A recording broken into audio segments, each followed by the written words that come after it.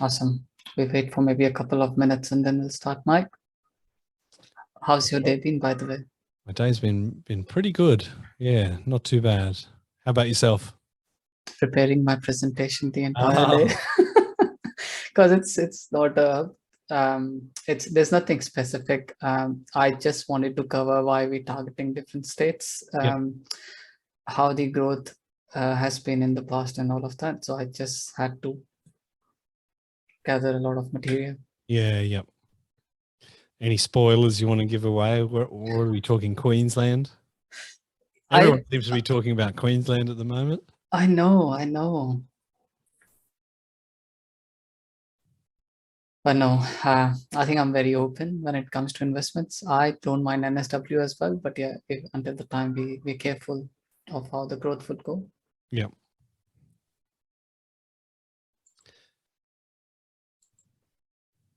We'll give maybe 2-3 more minutes and then we go from there. Yeah, for sure. I hope people have brought questions. I'm hoping so too. So sometimes when I present, I create more questions than I provide answers. So that could be something fun. But looking forward to it.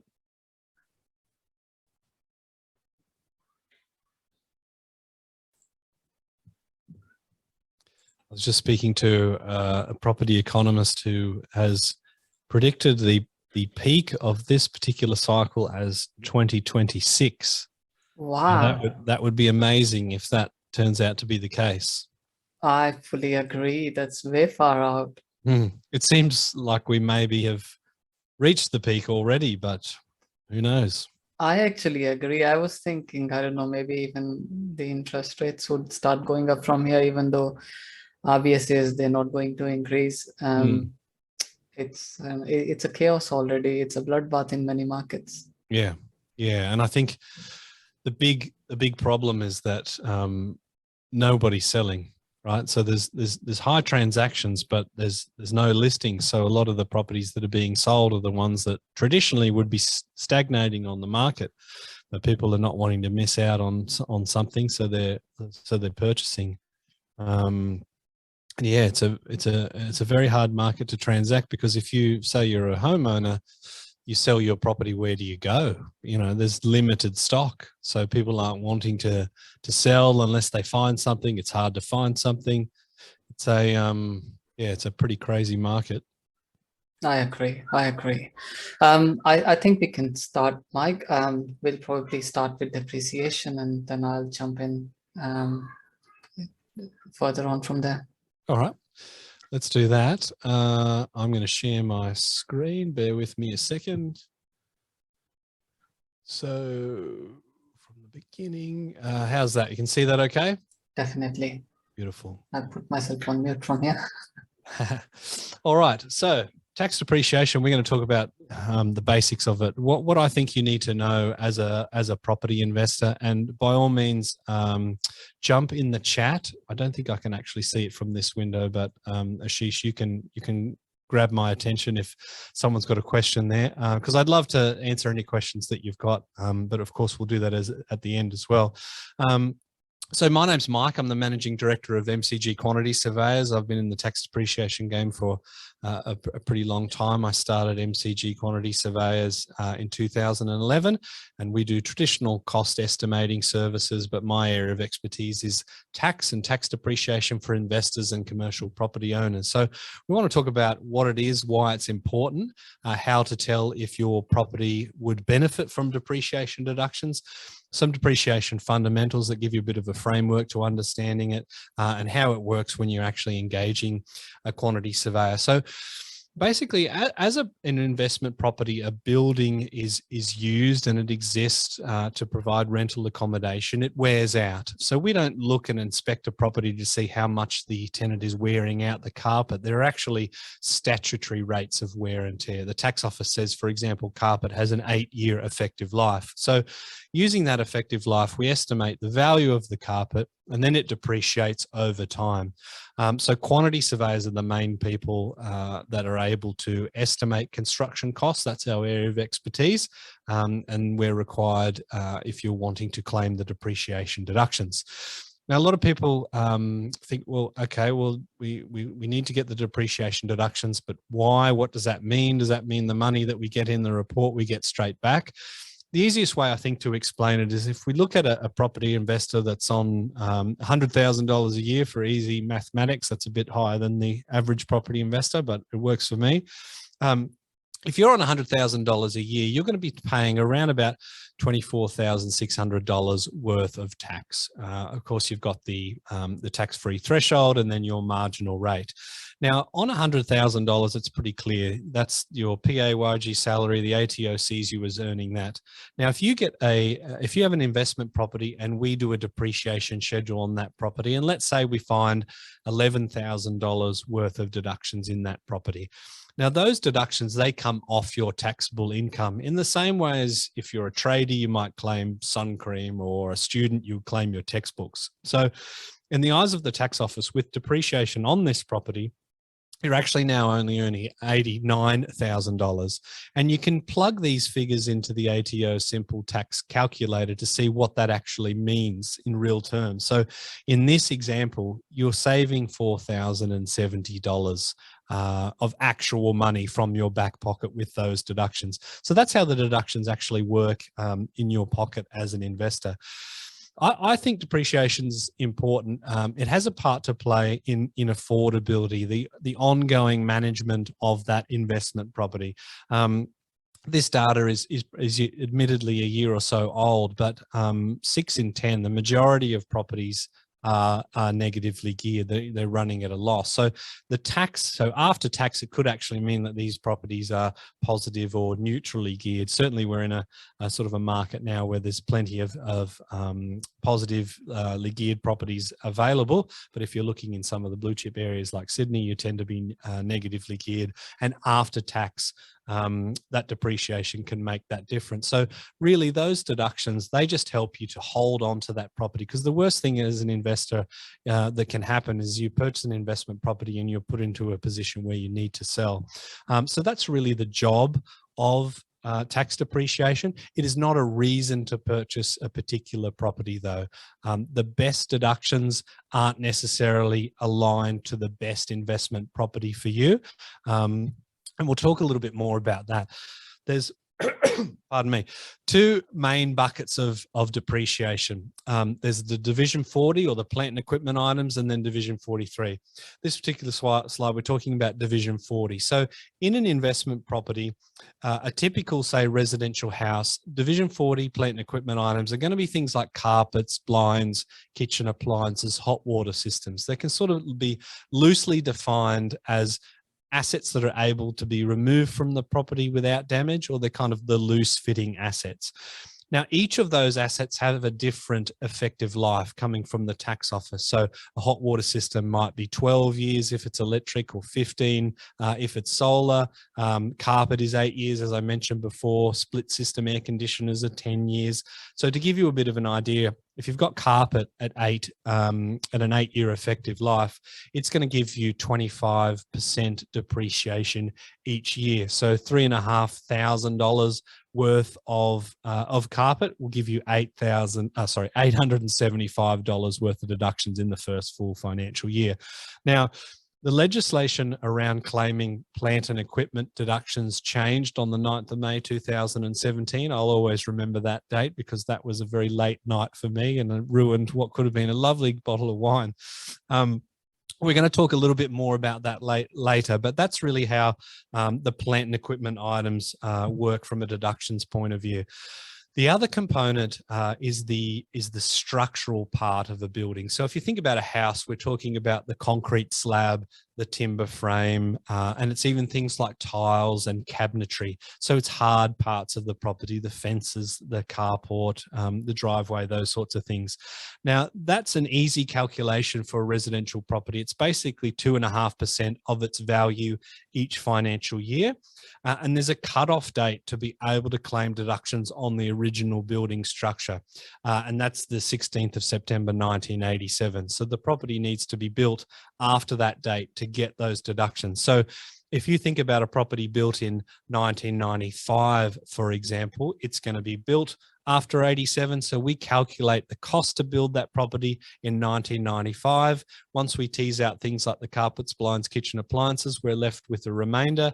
And if that's, say, $100,000, it's 2.5% of that each year from the date of construction for 40 years. So it's $2,500 from, I think I said 95, all the way to 2035.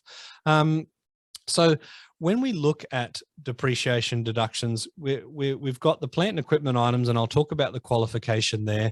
We've got the building structure, that's the 1987 qualification date. But what can actually happen with properties that are built, say, in the 70s prior to that cutoff? If they're renovated or improved by previous owners, you can get those Division 40, those structural deductions anyway. So it might be built in 1970, but if it's had a kitchen done in, say, 2010, you'll be able to claim deductions on the work done by the previous owner. Is that making sense so far? See if I can actually.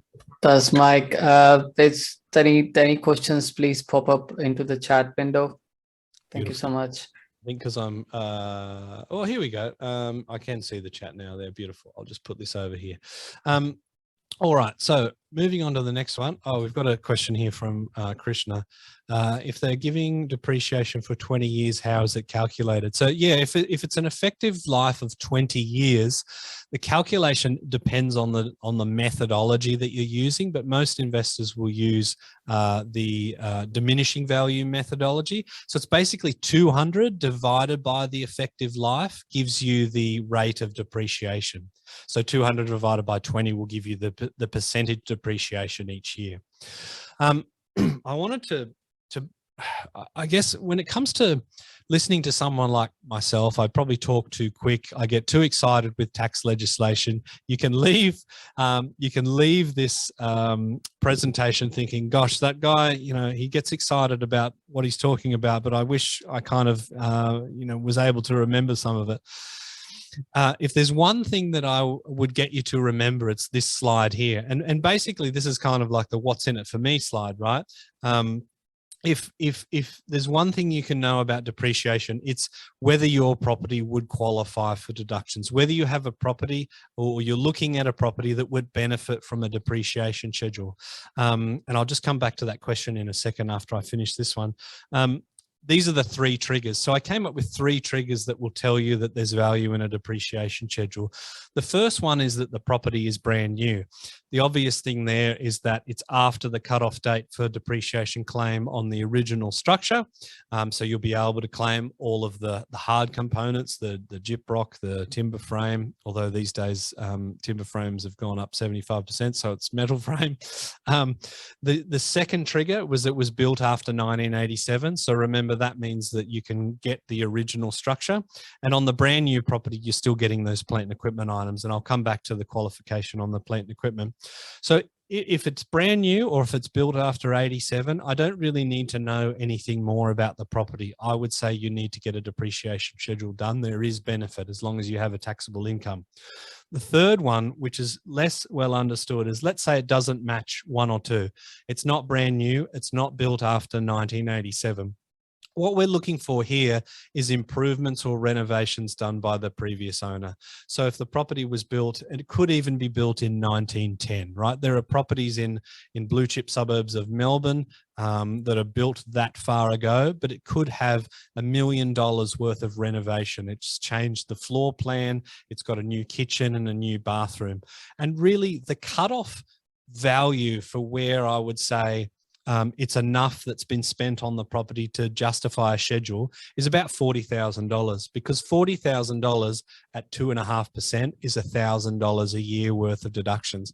That's about the point where the report's going to pay for itself. Our fee's tax deductible. Most quantity surveyors charge around $600 to $700. You're getting $1,000 worth of deductions, which might be, depending on your marginal rate, $300 or $400 back in your pocket in the first year. So if you're renting it out for a year, for more than a couple of years, there's a clear benefit there. Hopefully that makes perfect sense. I'll go, pardon me, back to the questions. Is bills required from the previous owner?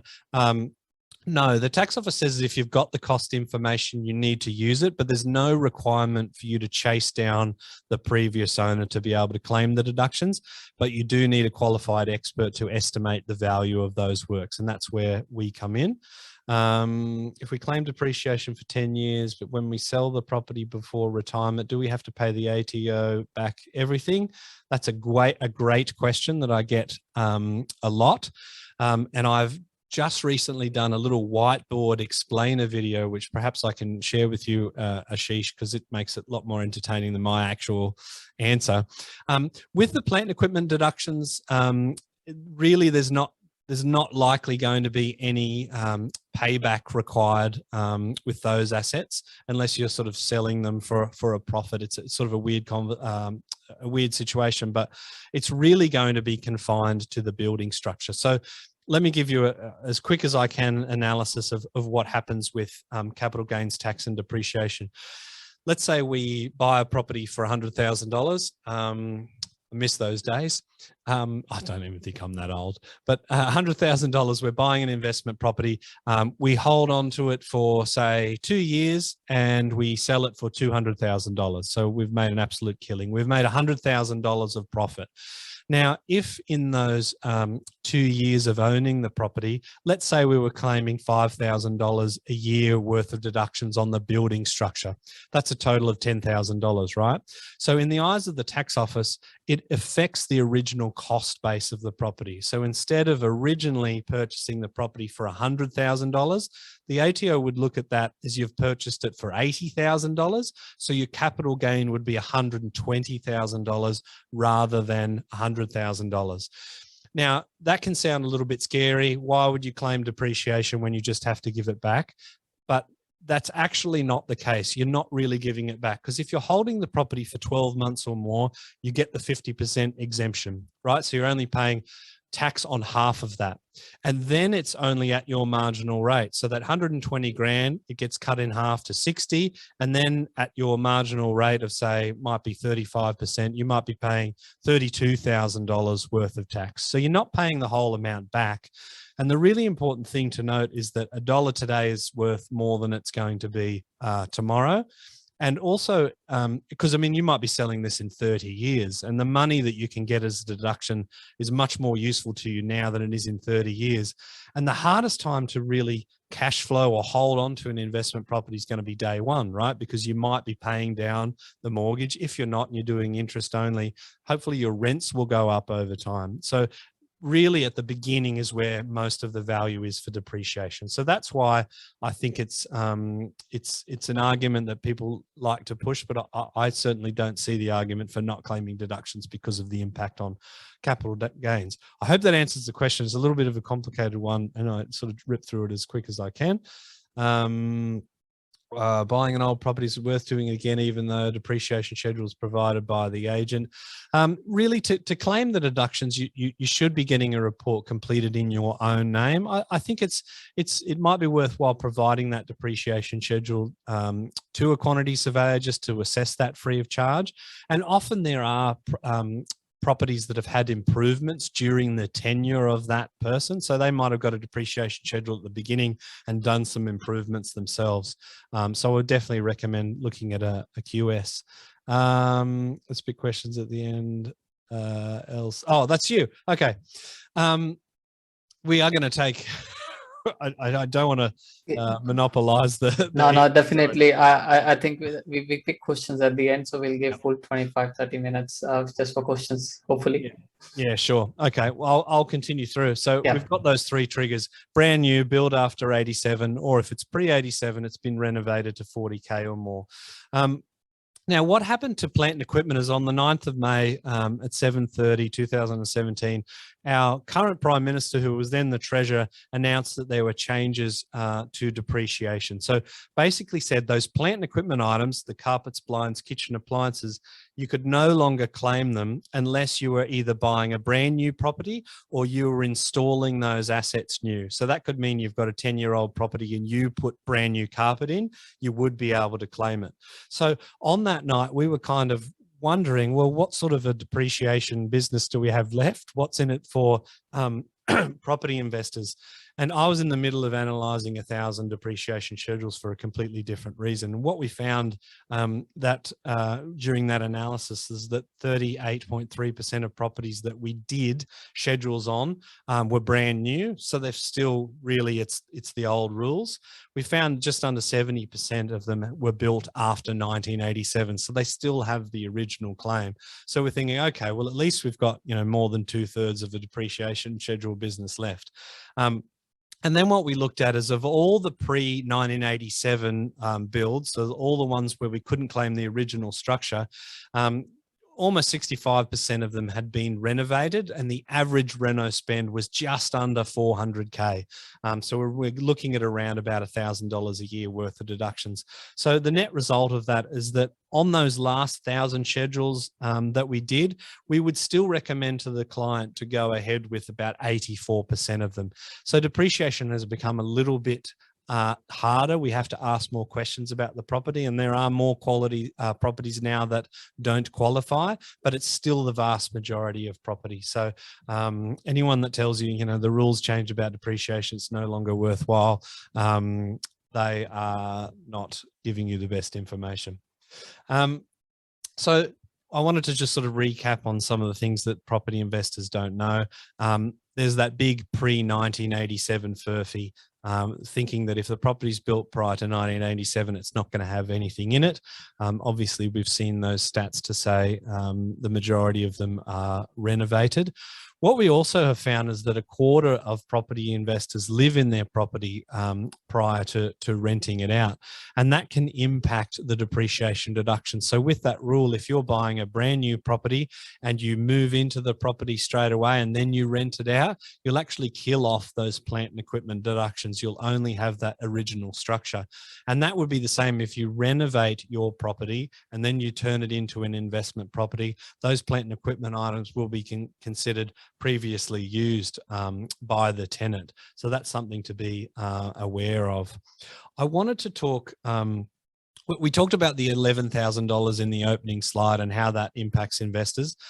You'll see on this slide, our average deductions is $9,249. So a little bit less than the 11,000, but that's the average across residential property. And that number goes up and down every day. We actually are tracking that live, but it's normally around that $9,000 figure. I wanted to talk about missed deductions as well, because you can actually back claim 2 financial years worth of deductions. So if you bought a property 4 years ago, you can back claim and get 2 financial years worth of deductions, but you will miss out. And what we found is that 6.7% of people that come to us have waited so long that they actually will miss some back claim. And the average amount of that is $20,537. And if you extrapolate those results across the whole investor population, that's $2.88 billion worth of deductions out there, tax depreciation deductions that people don't claim. So I don't want you to be a statistic in that regard. Those deductions are there available to you as an investor. When it comes to engaging us, our first step is to assess the potential deductions. So we ask all those questions, how old is the property? Has it had any improvements? We inspect the property. We'll ask you for improvements. We'll talk to the council to see if there have been any prior improvements. Obviously, we're forensically looking at the property. We look at historical photos as well. And then, of course, we prepare that 40-year depreciation report, which you give to your accountant and hopefully puts money back in your pocket. That's probably my whirlwind tour of tax depreciation. So if you've got any questions, I'd love to hear from you. But I did want to say thank you very much for your time tonight. And if you do have a property that we can help you with, we pass on a reduced fee to Auswide buyers through Ashish as well. Thanks, Mike. That's pretty kind on your part. So all investors out there, if you wanna utilize, please get in touch with Mike.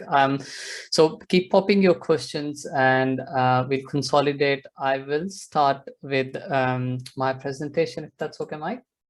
Yeah, absolutely. Awesome. I will share my screen now.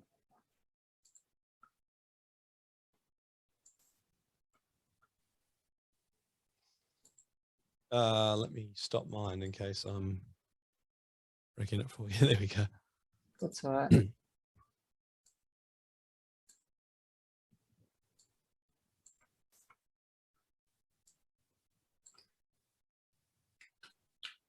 Awesome. So I would just be covering what we can target and why. Basically, just a bit of analogy behind what I'm doing and how I'm targeting the states. I'm not going in detail into stats too much, but just a high level analogy as to how the growth has been tracking and what we can do further to capture full growth. I'm covering a couple of sources here through which I have consolidated the data and the details and what I'll be covering in the slides.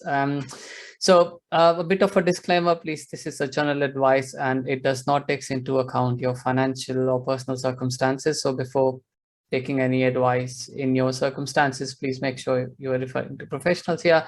I would like to pay respects to the Gadigal people of Eora Nation and traditional custodians of the land, to all Aboriginals and Torres Strait Islanders. Awesome. I'd like to start with my best quote, which is, "The best investment on earth is earth." I love this quote, and I'm sure every investor will relate to it. The other thing I'd like to bring this Heron Todd White's current month's property clock. So there's nothing declining. There's nothing at the bottom of the market. Everything is going up. There's nothing like it. I haven't seen this in past few years, I'd say. But I think it just signifies that every market is growing. An investor I was talking to told me, if you throw a dart on the map and you buy there, it's gonna go up. So yes, absolutely, I think that's correct. But the underlying principles of investment still needs to be kept handy. Everything grows well. Once the national boom's over, the markets would stagnate for a while, which I got this graph from Matusik, and when I love how they've signified there are stagnant periods in the market, and this is last 120 years worth of graph, and the last stagnant period was 2004 to 2011. Yes, 7 years. Again, the market doesn't stays flat, it goes up, it comes down. There are markets within markets, so I'm not saying it's applicable to everything, but in general, the consensus says the market will stagnate for a while, which generally happens after the markets go up. So, or you get such a growth. So, please, I talk to a lot of investors. They think the market always goes up some bit more than they can chew. I believe, do not take any risks when it comes to investments. Make sure you have everything handy and you are keeping a consistent base of fundamentals right when you're buying property. Now, just a couple of coverage, and I'll tell you where I'm going from here. So the medians last 11 years, Sydney 120%, Melbourne 85%, while Perth about 8%. What I did was I split this 11 years into two parts, 9 years and 2 years. Why 2 years? Because we are in the middle of a national boom. The last 2 years have been very significant. And if you focus your attention on the left part of the slide, Adelaide in last 9 years has given similar growth to what it has given in last 2 years.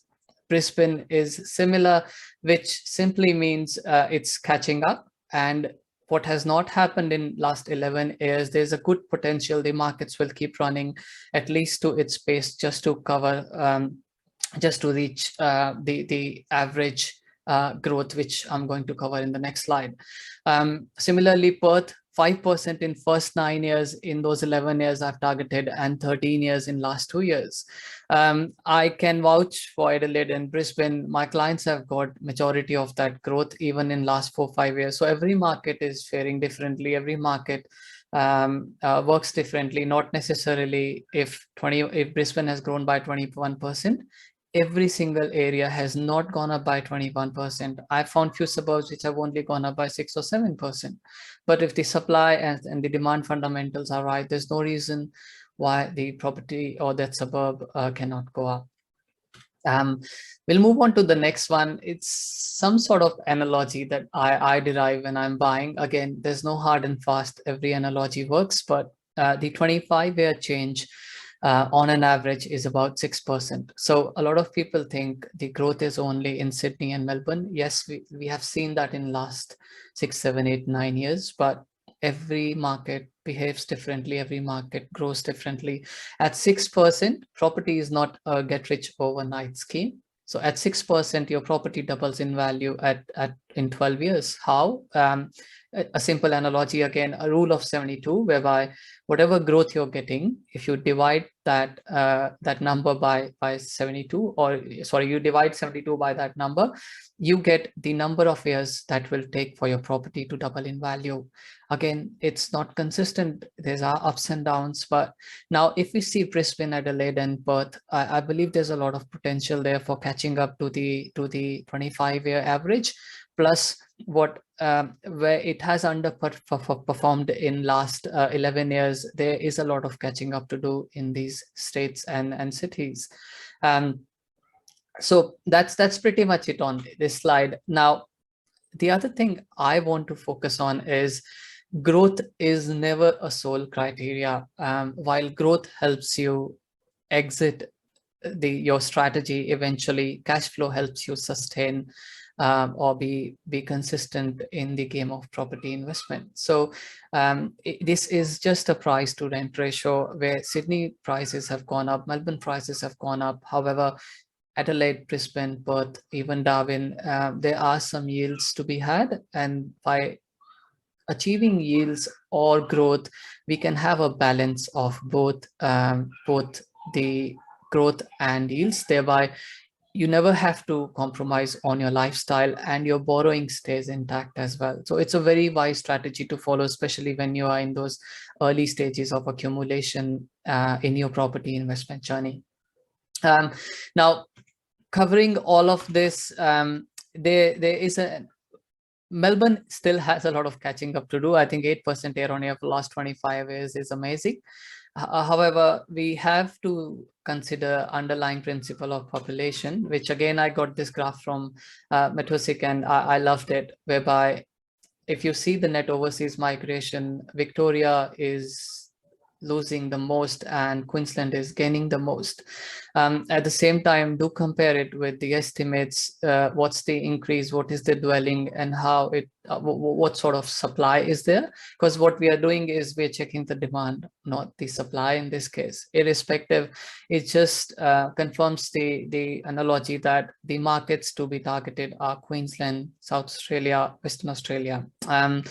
Not saying specifically, but I think in general, when we are targeting these markets, the short-term growth has good, we have a good chance of getting the short-term growth along with the longer-term growth as well.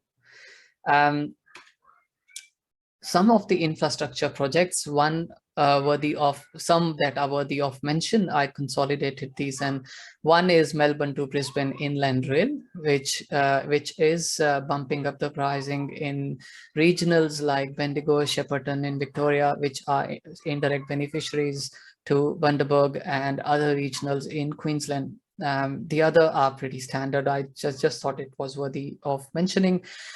Considering we've analyzed the markets that are growing, there are some councils again worthy of mention: Brisbane Council, Moreton Bay, Ipswich, Logan, Toowoomba, and Redlands.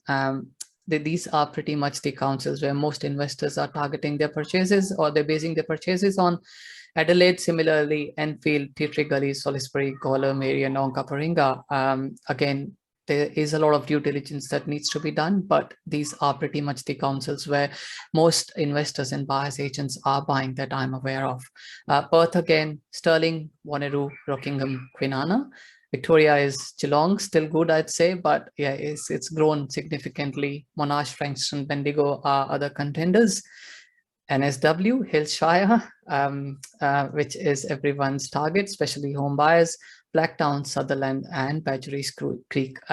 So this is pretty much the councils where most purchases are being done, without looking into stats, just purely out of experience. Now, as I promised a lot of people, I'd be covering some case studies, just to show how the growth turns out, not for comparison or anything else, but there are investments out there where you can make decent money of them. So 3 case studies pretty much. One is mine, how I started. This is pretty much my journey, how it's been treading. Growth wise, I've been lucky enough, but I think goals wise, my goal is just to achieve $100,000 in passive income, which if I then think my assets would return about 4%, that's $2.5 million fully paid out in assets. This is initially, you're good to start as a novice investor, but it's good to keep end in mind when you start to invest. Some of the properties have grown significantly well, and as we speak, I have sold 2, and the number 5 has been sold today, and I've got the deposit as well, way beyond what I was thinking it would sell for. So again, I'll move on to the next case study. This client of mine came with 1.8 million line of credit. Again, I'd say some of these purchases have been the ideal purchases, and that's why I just love to give those examples. 3 different states, the 4th one in NSW. It's a development, so I won't cover here, but the purchase one, buying a property in the outskirts of Victoria for just $510,000, renting out for $500 a week, which is nearly 5.2% yield. The best part is the current price, or similar properties are selling for $675,000 on the market. Yes, market has gone up, but this is a significant 30+% growth in last 1 year. Some thanks to markets, and some thanks to the research and demographics, because outskirts, even Victoria Middle Ring is not giving you a rental of 500 on 4-bedroom houses. Purchase number 2, a yield of nearly 5.4%, along with that subdivision potential, fully renovated home. We could grab this because of agent relationships, and reason being, the reason for sale was an elderly couple bought the property, but the situation changed and they had to forcefully move to a medical facility. We bought it under auction. Again, some insights by the agent, and I'd say we underpaid on this property despite winning it in auction. The third one, it's a purchase in Queensland, corner block with DA approval of a granny. There's a potential of having subdivision, not at this point, maybe in future. At the same time, the property is yielding about 4.7%. So these are few examples, which are again not that old. They hardly, pretty much 2 of them around mid this year. Similar properties are now in Queensland. I'm buying for 525.30. So yes, there has been a decent growth as well. We'll move on to the next one. This is one example, recent one. The contract was signed last week for a friend come client who was, they were priced out of the market, targeting wrong areas in a wrong budget. They were desperate, they were unhappy, and they were tired of searching nearly for 4 or 5 months. After we started the engagement, we finalized the requirements, understood the budget, and 4 weeks, 5 inspections. This property was being renovated to be brought onto the market. Again, agent relationships was the key, and we were able to finalize this property. It never hit the market. Specs wise, Greater Sydney outskirts, corner block, cul-de-sac, nearly 900 square meter block with pool, 4-bedroom house, very well maintained. At the end, a win for a client. I think the agent relationships is the key, despite what you're doing or where you're buying. I can't cover too many areas in detail, but I believe through the presentation and the stats, the crux is to show you there are markets out there where you can invest and make money. You don't have to just stick to your backyard, because I've seen so many people buying in same state just because they are present there, and they lose out on land taxes and opportunities that the other states are giving them. That's pretty much it. Thank you so much. I'll now look at the chat quickly and see if we have any questions further. Please feel free to send your questions through Mike's way or mine.